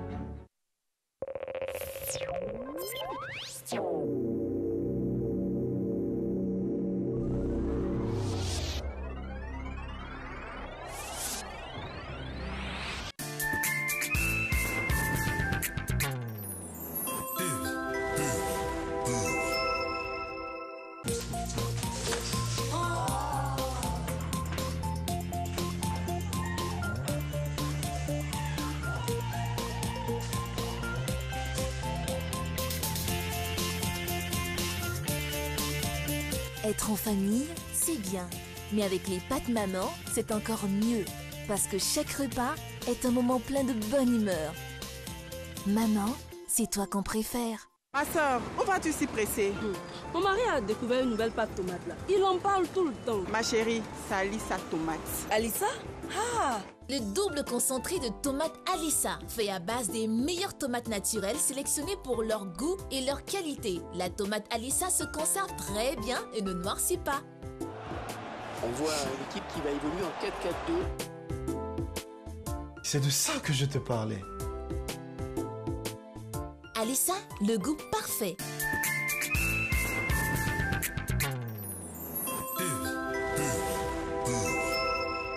Voilà, madame, messieurs, nous sommes de retour dans le studio de Matin Bonheur et vous êtes dans Instant Vérité. Nous sommes toujours avec M. Fofana Bouaké, le directeur général de la SICOGI, qui apporte des éclairages sur les opérations de déguerpissement qui se font actuellement dans le district d'Abidjan et principalement à Cocody Danga Belé. Alors, monsieur le directeur général, nous savons selon des informations qu'à Cocody Danga Belé, il reste encore des habitants qui n'ont pas accepté l'accord que vous leur avez proposé. Donc, on ne sait pas, avec ce déguerpissement-là, qu'est-ce qui adviendra de ces habitants? Madame, quand nous avons proposé... Vous avez dit que la SICOGI a un visage humain, un cœur humain aussi. Absolument. Nous avons proposé donc un protocole à tous les locataires de Danga, mesure d'accompagnement d'1 million par logement. 44 ont accepté cet accord. 33 sont allés au tribunal. Je parle depuis 2012. La procédure a pris le temps que ça a pris. C'est seulement le 4 janvier la décision a été rendue. Et en dernier recours à la Cour suprême. À partir de ce moment, en bout de course, nous avons donc exécuté le déguerpissement. Il faudrait qu'on soit, madame, en Côte d'Ivoire, il faut que quand on dit... Alors, les gens disent souvent, oui, j'ai vu des gens... Monsieur le directeur général, qu'est-ce qui va advenir de ces habitants qui n'ont pas accepté l'accord de la CICOJ? Ces gens, madame, ont pris leur responsabilité en allant au tribunal. Nous sommes allés jusqu'à la Cour suprême. Ils doivent assumer. Il faut qu'un jour, les Ivoiriens, pauvres, riches, moyens, assument leurs responsabilités. Vous êtes excédé. Je suis excédé parce que c'est des gens... En plus de cela, je vois des gens mais vous ne devez pas être excédé, monsieur le directeur général. Pourquoi, madame? La CICOJ doit continuer de travailler ainsi, de travailler pour les Ivoiriens, d'offrir des logements décents aux Ivoiriens. La CICOJ, malheureusement, a 175 employés qu'elle doit payer tous les mois, doit payer ses factures. Alors, si elle comprend, et qu'elle comprend jusqu'où, et qu'elle ne peut plus elle-même faire face à ses responsabilités, ça n'est pas être responsable. Donc, je dis, ces gens-là ont fait un choix, il faut qu'ils assument. Il faut qu'ils assument. Nous sommes allés au tribunal, ils ont perdu. Si vous voulez négocier, c'était avant. Et mieux que ça, madame. Plus de négociation. Après la décision de... Plus donc de négociation, monsieur le directeur général. Non. Laissez-moi répondre, s'il vous plaît. Après la décision du tribunal, quand cette décision a été signifiée, j'ai dit à ces 33 personnes que j'étais à leur disposition, que j'étais ouvert à une discussion. OK. Je les ai même invités. Ils ont dit non, en semaine, ils vont au travail. J'ai dit, je suis disponible le samedi. Personne n'est venu. Ils m'ont demandé de leur écrire un courrier d'invitation. Je disais, mais je ne suis pas demandeur.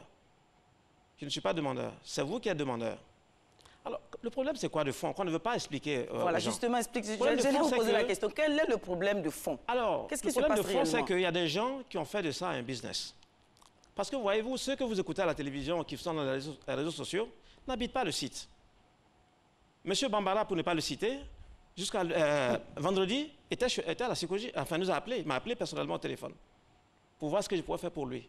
J'ai dit, je ne ferai rien pour vous parce que je n'accepte pas la duplicité. Monsieur le directeur général, s'il vous plaît, on ne va pas personnaliser le débat. Oui, voilà. je réponds parce que... Répondez de façon générale, de sorte que les Ivoiriens comprennent. Le problème, c'est quoi? C'est que ceux qui sont censés défendre les intérêts des gens n'habitent pas le site. OK? Ils se proclament président, représentant des gens du site, ils n'habitent pas le site.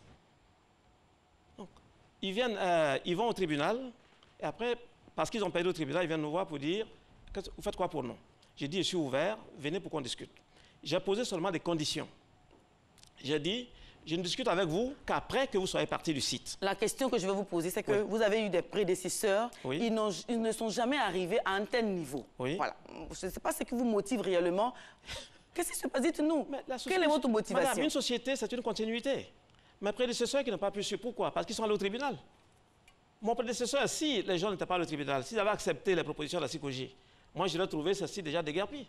C'est parce que des gens sont allés au tribunal que ça a pris de 2012 jusqu'en 2018 que moi, j'ai trouvé ça en place. Bien. Alors, monsieur le directeur général de la CICOJ, monsieur Fofana Boaké, merci d'être venu à Instant Vérité, apporter votre contribution au débat. Donc, mesdames et messieurs, c'est donc la fin de Instant Vérité. Je vous rappelle que nous étions effectivement avec le directeur général de la CICOJ. Je vous retrouve lundi prochain, mais pour l'heure, restez avec Nessie et Marco parce que Matin Bonheur se poursuit. Merci Gabriel Zani, on est très heureux de vous retrouver en pleine forme après vos vacances pour Instant Vérité. Madame, les Ivoiriens veulent savoir. Voilà, c'est le petit surnom qu'on lui donne à la rédaction de Matin Bonheur. Matin Bonheur justement qui se poursuit avec la thématique, c'est la dernière ligne droite de ce rendez-vous. Le premier, je le rappelle, de la semaine. On va parler retraite aujourd'hui. Comment faire de sa retraite une retraite active? On aura avec beaucoup de plaisir à discuter en compagnie de M. Maurice Koué. C'est notre expert en promotion du secteur privé. Maurice Koué, vous le savez, est un vivier inépuisable de talents. C'est un homme fécond en matière de production littéraire. Combien de livres déjà à votre actif? 14. 14. Guides pratiques.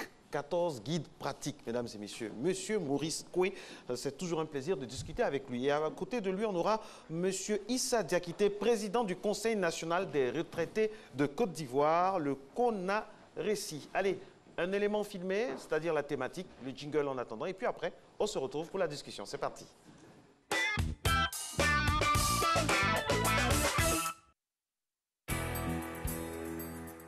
Redoutée par plusieurs fonctionnaires et travailleurs, la retraite est la cessation d'activité professionnelle selon la limite d'âge et le nombre d'années d'exercice. Il peut donc arriver qu'on parte à la retraite très âgé, au-delà de 60 ans, ou dans la cinquantaine après avoir comptabilisé 30 années de service. Dans l'un ou l'autre des cas, partir à la retraite ne devrait pas signifier la fin de la vie professionnelle. C'est ce que nous constatons chez certains. Je suis à la retraite depuis avril 2009. Je suis à la retraite il y a près d'une dizaine d'années. Je me débrouille. Vous savez, quand on a travaillé pendant plus de 25 ans, il ne faut pas rester inactif. Une retraite, comme on le dit, elle se prépare dès le premier jour de son travail. Même s'il y a des accros, mais il faut, quand on y pense, on arrive à faire quelque chose, soit à faire des petits investissements, et on s'occupe à autre chose. Bon, dans mon cas, je fais un peu d'agro-pastoral. En effet, l'espérance de vie ayant relativement évolué, il arrive que certaines personnes partent à la retraite en bonne santé et surtout avec une somme d'expérience qu'elles souhaiteraient mettre au service de la communauté, voire du pays. Ce sont les exemples généralement des personnes ayant exercé dans divers domaines et secteurs d'activité, soit en continuant dans le métier qu'elles exerçaient, soit dans une nouvelle activité. Ou pour d'autres, c'est simplement le retour à la terre. Le plus important dans ces situations, c'est de vraiment tirer profit de ces années d'expérience dans le métier à travers une organisation parfaite. En tant qu'administrateur des ressources humaines, je gère mon activité avec des personnes valides et dans la fleur de l'âge qui sont mes deuxièmes pieds. Parce que ce sont eux qui font le travail et moi, je ne fais que gérer, superviser. Et c'est ce qui fait que je suis actuellement en pleine forme. J'ai la santé, j'ai la vigueur parce que je m'économise beaucoup. En Côte d'Ivoire, l'on constate de plus en plus de création d'associations ou autres organisations pour personnes retraitées. Généralement organisées autour de plusieurs activités, ces cadres deviennent des espaces d'échange et de réflexion sur les nouvelles dispositions à prendre pour réussir sa retraite. Toutefois, il faut reconnaître que les retraités, autrement dit, les personnes du troisième âge en majorité, rencontrent d'énormes difficultés quant à l'évolution de leur business. Dans l'évolution de mon business, par rapport à moi, je n'ai pas besoin de crédit. En fait, nous n'avons pas besoin de crédit réellement. Mais en fait, comme nous travaillons avec des partenaires, nous travaillons avec des gens qui veulent se réaliser, la seule difficulté que nous pouvons rencontrer, peut-être que c'est au niveau des partenaires. S'ils demandent un prêt pour pouvoir vraiment faire les achats pour entrer dans le marketing des réseaux et que les banques peuvent les aider, c'est dans ce cadre-là qu'on peut parler peut-être d'un soutien bancaire. Sinon, en réalité, dans le cadre de l'évolution, nous n'avons pas besoin d'un prêt bancaire. Face donc à cela, plusieurs autres personnes sont hésitantes à s'investir ou à investir le peu qu'elles ont pu économiser durant toutes leurs années d'exercice, ce qui n'est pas toujours leur souhait, car l'argent fructifié peut apporter un plus à la qualité de vie des retraités, mais surtout un gain pour l'État en matière fiscale. C'est pourquoi les retraités attendent beaucoup plus de l'État pour réussir leur nouvelle conversion. Les attentes, je crois que c'est au niveau d'une véritable réforme de la retraite sous-tropique. Faire en sorte que le retraité, en partant, n'est pas la hantise de l'oisiveté et puis du manque de moyens financiers surtout. Loin d'une situation de désespoir et d'abandon, la retraite active devrait être l'objectif visé par tout fonctionnaire ou travailleur pendant ses années de service. Car ne dit-on pas que la retraite se prépare le premier jour de votre prise de service ? Comment faire de sa retraite une retraite active? Tel est le thème d'aujourd'hui. Les invités sont déjà très bien installés. La première question, c'est pour vous, Monsieur Issa Diakité, président du Conseil national des retraités de Côte d'Ivoire. C'est quoi une retraite active? Une retraite active, c'est créer des activités, créer des services après la cessation définitive du service. C'est-à-dire essayer de valoriser ce qu'on a appris sur le terrain et une fois admis à faire valoir ce droit à la retraite, faire acquérir cela par soi-même, par ses voisins, par ses collègues, par la nation. Mais Monsieur Maurice Koué, je vous ai présenté comme formateur, vous avez plusieurs livres, tout ça. Pourquoi la retraite fait peur en Afrique?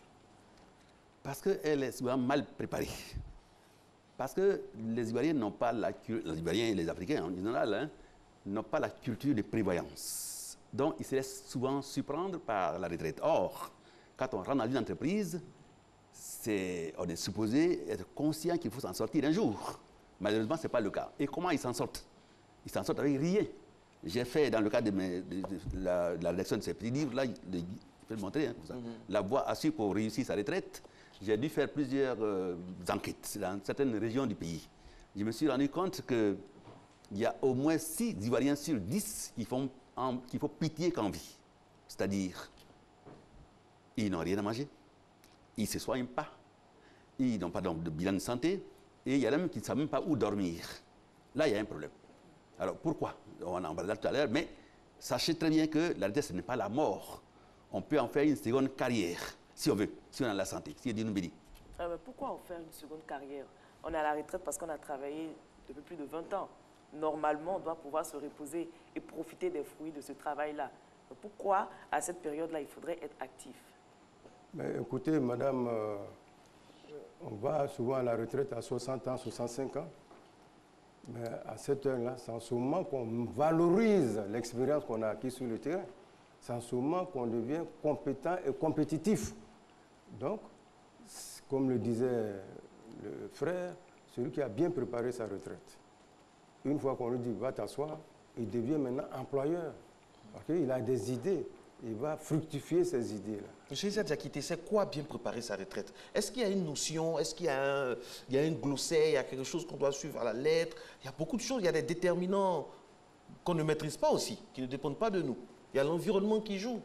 Oui, si vous êtes dans un pays qui est constamment en guerre, vous allez préparer quelle retraite? Oui, mais écoutez, lorsqu'on vous recrute, c'est pour 20 ans, 30 ans, 40 ans. Et en principe, sur la décision, on doit vous dire vous partez à la retraite à tel âge ou à telle année. Mais qui va loin ménage sa monture. C'est vrai que nos aînés, ou même nous-mêmes, nous l'avons mal préparé cette retraite. Mais aujourd'hui, au jour d'aujourd'hui, avec les erreurs du passé, avec les contacts de l'extérieur et tout ça, eh bien, on peut bien préparer sa retraite. Imaginez qu'on travaille pendant 20 ans, 30 ans, 40 ans.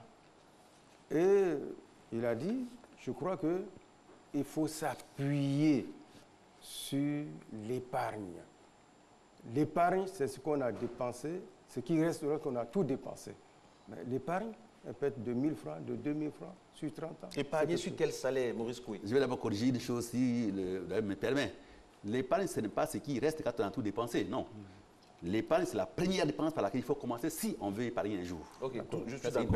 Épargne, dépense, tout ça. Mais vous, c'est les livres. Lui c'est un doyen, il sait de quoi il parle aussi. C'est plus pratique. Alors, donc, tout compte fait, dites-nous, avec quel salaire? Parce que c'est vrai, on dit oui, il faut préparer sa retraite. Avec quel salaire? On prend des exemples de l'Europe, les vétérans aux États-Unis qui sont... Mais là-bas, au moins, il y a une politique sociale qui est arrimée à tout contrat. Mais chez nous, honnêtement, le salaire n'a pas d'importance. C'est de la culture qu'on a qui est importante. On peut épargner avec 15 000, 20 000, 30 000, 50 000, même 3 millions. On peut aussi épargner avec ce qu'on a. Ce qui est important, c'est quand on sait ce qu'on veut, alors on peut toujours y arriver. Donc, quel que soit, il y en a qui ont 2-3 millions par mois qui n'épargnent pas du tout. Comme il y en a qui ont 200 000 et qui construisent de grosses maisons par des moyens détournés aussi. Non, pas forcément. Parfois, il y a ça. Ça, on présume. Mais en tout cas, pour celui qui a la culture, quel que soit le montant que tu gagnes en termes de revenus, tu dois pouvoir épargner. Combien de personnes, honnêtement, qui ont épargné, normalement, sont-elles riches, ont des maisons partout? C'est rare. Non, combien de personnes, c'est trop dire, mais en tout cas, il y en a. Ceux qui ont la culture d'épargne. Mais ce n'est pas la majorité. Non, ceux qui, oui, d'accord, mais il y en a partout. Hein. Ceux qui connaissent très bien les objectifs à atteindre, ceux qui essaient de mettre de l'ordre et de la discipline dans leur vie, ils épargnent toujours. Vous pouvez mettre de l'ordre et de la discipline dans tout ce que vous faites, mais il y a un environnement qui va agir sur vous. Je ne veux pas dire, par exemple, je ne veux pas me faire le chantre des gens qui ne travaillent pas ou des gens qui sont indolents. Non, mais quelles que soient toutes les précautions que vous prenez, il y a des choses qui vous échappent. Il y a de l'environnement. On sait de quoi on parle, n'est-ce pas, M. Issa Diakité? Oui, vous qui avez travaillé longtemps de l'administration. Oui, c'est vrai, il y a l'environnement, vous l'avez dit, il y a le contexte socio-économique, familial même. Voilà. Parce que quelquefois, lorsque vous travaillez, eh bien, vous représentez un tout pour toute la famille. Voilà. Vous ne donnez pas, on vous taxe de méchants, vous ne pouvez pas expliquer à tout le monde que vous êtes en train d'épargner pour votre retraite. C'est ça aussi la difficulté. Oui, mais je crois que ça ne doit pas exclure le fait qu'on ne puisse pas épargner et puis réaliser quelque chose. Et vous, votre expérience personnelle, qu'est-ce que vous avez fait pour préparer votre retraite? Eh bien, Merci, madame. Moi, lorsque je me suis marié très tôt. À quel âge? Je me suis marié à 26 ans. Et aujourd'hui, j'ai 72 ans. Donc, lorsque je me suis marié, j'ai dit à mon épouse, voici l'objectif que nous devons atteindre. Vous avez fixé le cap.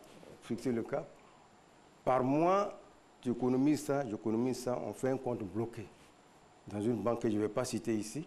Et après 10 ans, la banque nous a fait un prêt. Nous avons acheté 2 ou 3 maisons. Et nous avons scolarisé les enfants. Parce qu'il y a quelque chose, il ne faut pas vivre au-dessus de ses moyens. Merci beaucoup. Il y a certains qui vivent au-dessus de leurs moyens. Mais aujourd'hui, je suis administrateur civil à la retraite. Je suis préfet à la retraite. Je suis enseignant vacataire à l'École nationale d'administration. Ça fait 10 ans. Et je suis membre du conseil d'administration de la MIGEPSI. Et je suis en train de créer un cabinet de formation. Donc, c'est vous dire que... Vous êtes très actif. C'est le mental. Est-ce que vous êtes considéré, est-ce que vous êtes pris au sérieux? Est-ce que dans votre retraite, là, on fait appel à vous, comme dans d'autres pays, par exemple, qu'on a besoin des experts en administration? Nous recevons M. Issa Diakité, expert. Est-ce qu'on vous considère? Mais je vous dis que j'enseigne à l'ENA, ça fait 10 ans.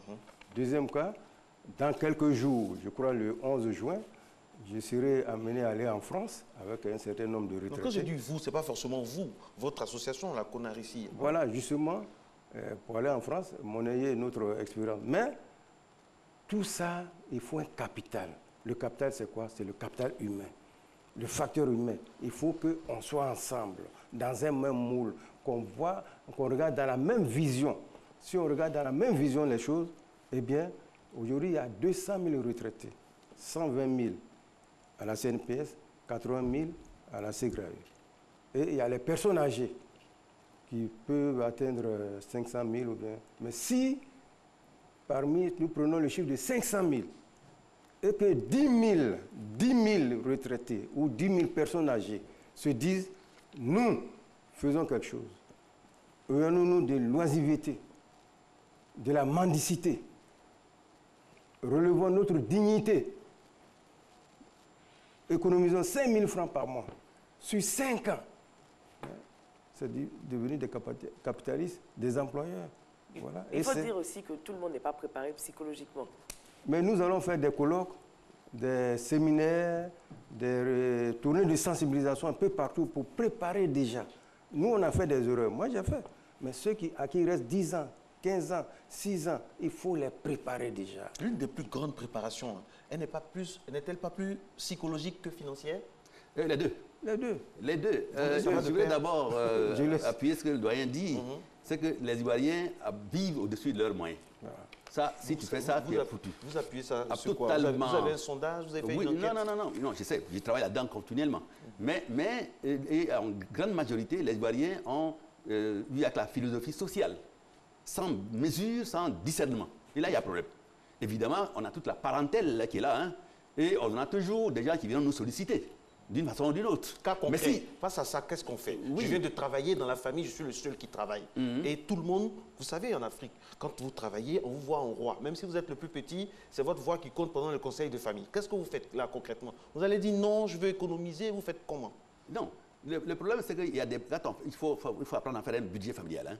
Hein. C'est-à-dire on ne doit pas aller au hasard. Quand tu as 100 000, tu ne peux pas faire comme si tu dépensais, tu avais 200 000. Donc il faut d'abord te contenter de ce que tu as. Et c'est en fonction de ce que tu gagnes que tu dois pouvoir répondre aux besoins de tes parents ou bien de tes amis qui te sollicitent. Ça, il n'y a rien à faire. Sinon, tu vis au-dessus des moyens. Et on sait où ça conduit. Et le problème, c'est que la plupart de nos aînés qui sont partis à la retraite, encore une fois, ils font plus pitié qu'envie. Et il y a problème. Pourquoi sont-ils arrivés là? C'est parce qu'ils n'ont pas d'objectif précis, ils n'ont pas de discipline précise quant à la façon de dépenser le peu qu'ils gagnent. Il y en a qui sont retrouvés sans manger, sans dormir, sans toit. Et là, il y a un sérieux problème. Il faut qu'on s'en sorte. Donc, ça prend de la discipline, ça prend une certaine rigueur budgétaire qu'on doit suivre régulièrement. Et ça, c'est important. Et je voulais juste dire un dernier mot pour dire que ce que le doyen a dit, c'est important. Il y a 72 ans, il est encore en activité. Ça fait plaisir d'entendre. Mais il y a beaucoup de gens, et j'ai fait des enquêtes, il y a 80% des retraités qui ont fait 30 ans et qui se retrouvent avec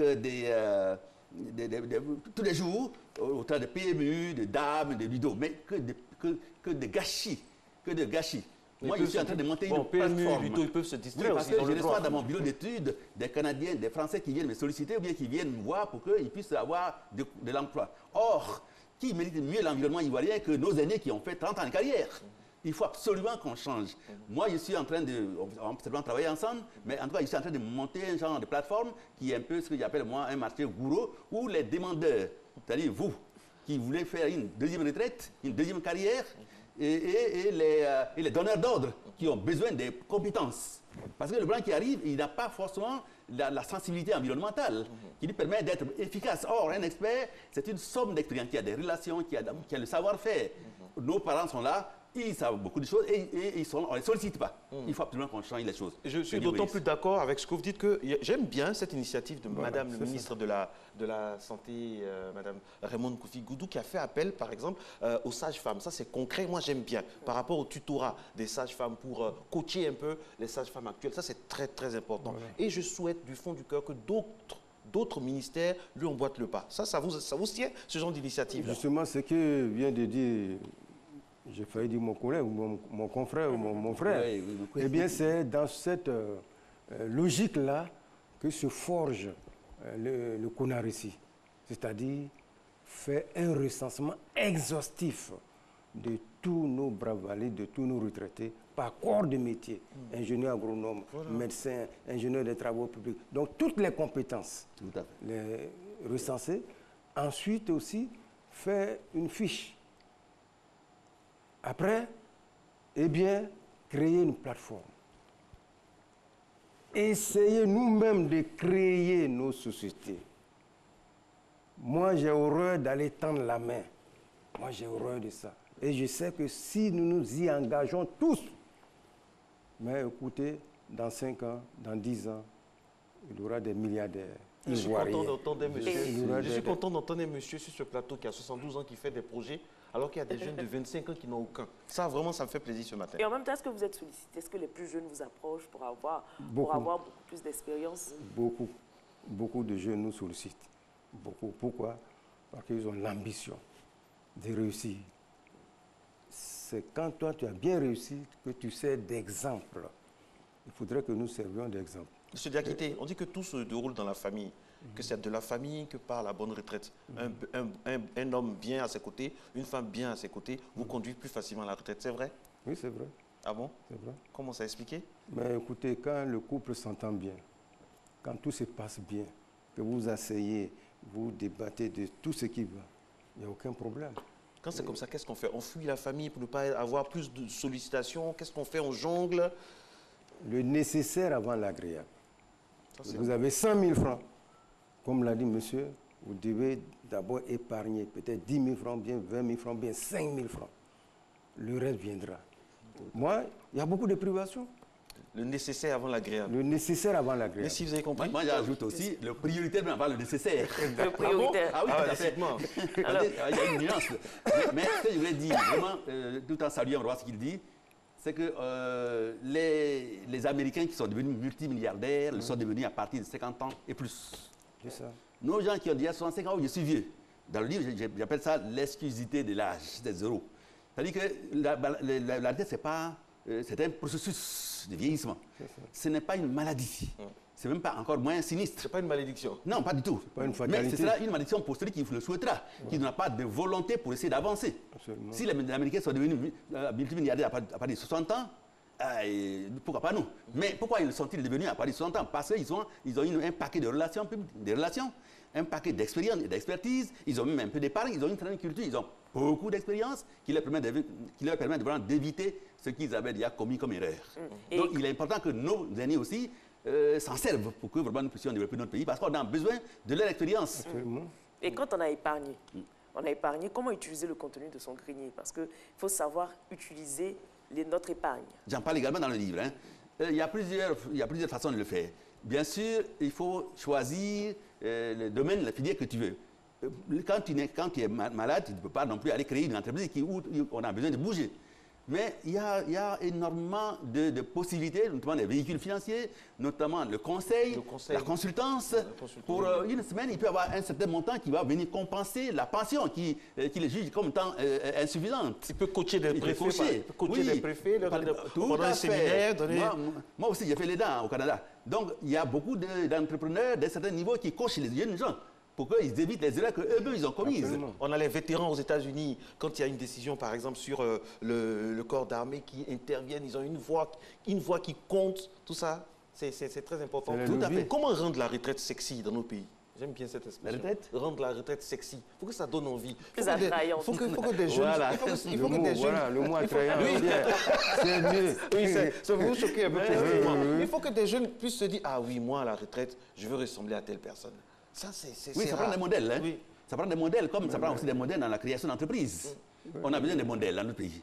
Donc, il faut éviter que les gens soient pitoyables dans leur retraite. C'est ça. Voilà, franchement. Parce que s'ils sont pitoyables, ils vont avoir peur d'aller à la retraite. Or, c'est pour ça que beaucoup de gens demandent toujours une rallonge d'un an, de 2 ans. Mais qu'est-ce que tu peux faire en 2 ans? C'est une grâce. Voilà. Monsieur Issa Diakité, le dernier mot vous revient en tant que président de la CONARECI. En tout cas, félicitations d'avance pour la mise sur pied de cette association-là. Qu'est-ce que vous comptez Nous avons dit, pour terminer, que aide-toi, le ciel t'aidera. Seul vous ne pouvez rien faire, nous ne pouvons rien faire. L'union fait la force. Tout à fait. Et si nous venons ensemble pour monnayer nos énergies, nos synergies, nos compétences, nos savoir-faire, savoir-être, nous serons des viviers indéniables. Nous serons des mines d'or inépuisables.